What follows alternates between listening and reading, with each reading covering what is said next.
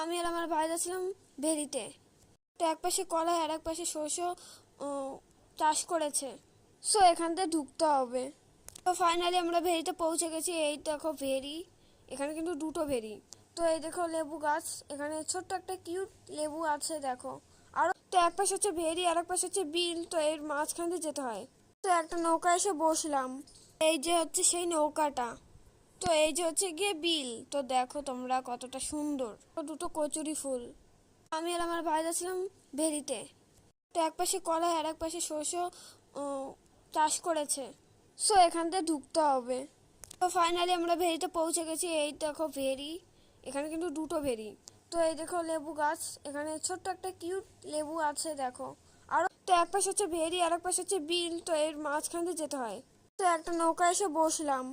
এই যে হচ্ছে সেই নৌকাটা।